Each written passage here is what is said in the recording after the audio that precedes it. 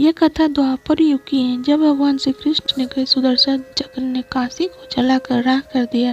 बाद में यह वाराणसी के नाम से प्रसिद्ध हो गया। इसकी कथा इस प्रकार है। मगध का राजा जरासंध बहुत शक्तिशाली और क्रूर था। उसके पास अनगिनत सैनिक और दिव्य अस्त्र शस्त्र थे। यही कारण था कि आसपास के सभी राजा उसके प्रति मित्रता का भाव रखते थे। जरासंध की अस्ति और प्रस्ति नामक 2 पुत्रियां थीं। उनका विवाह मथुरा के राजा कंस के साथ हुआ था। कंस अत्यंत पापी और दुष्ट राजा था। प्रजा को उनके अत्याचारों से बचाने के लिए भगवान कृष्ण ने उसका वध कर दिया। दामाद की मृत्यु की खबर सुनकर जरासंध क्रोधित हो उठा। प्रतिशोध की ज्वाला में जलते जरासंध ने कई बार मथुरा पर आक्रमण किया, किंतु हर बार श्री कृष्ण उसे पराजित कर जीवित छोड़ देते थे।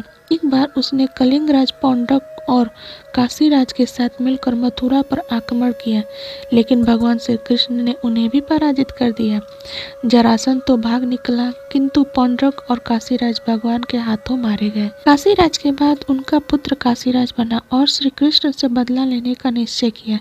यह श्री कृष्ण की शक्ति जानता था, इसलिए उसने कठिन तपस्या कर भगवान शिव को प्रसन्न किया और उन्हें समाप्त करने का वर मांगा।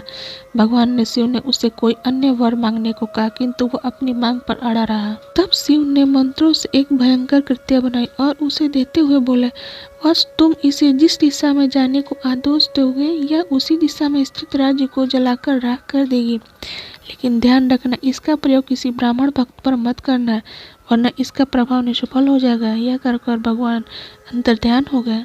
इधर दुष्ट कालियोन का वध करने के बाद श्री कृष्ण सभी मथुरा वासियों को द्वारिका लेके आ गए।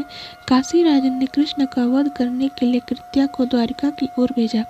काशीराज को यह ज्ञान नहीं था कि भगवान श्री कृष्ण ब्राह्मण भक्त हैं, इसीलिए द्वारिका पहुंचकर भी कृत्या उनका कुछ अहित न कर पाई। उल्टे श्री कृष्ण ने अपना सुदर्शन चक्र उसकी ओर चला दिया।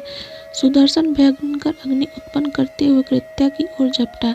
प्राण संकट में देख कृत्या भयभीत होकर काशी की ओर भागी। सुदर्शन चक्र भी उसका पीछा करने लगा। काशी पहुंचकर सुदर्शन चक्र ने कृत्या को भस्म कर दिया, किंतु फिर भी उसका क्रोध शांत नहीं हुआ और उसने काशी को ही भस्म कर दिया। कालांतर में वारा और अस्सी नामक 2 नदियों के मध्य यह नगर पुनः बसा। वारा और अस्सी नदियों के मध्य बसे होने के कारण इस नगर का नाम वाराणसी पड़ गया।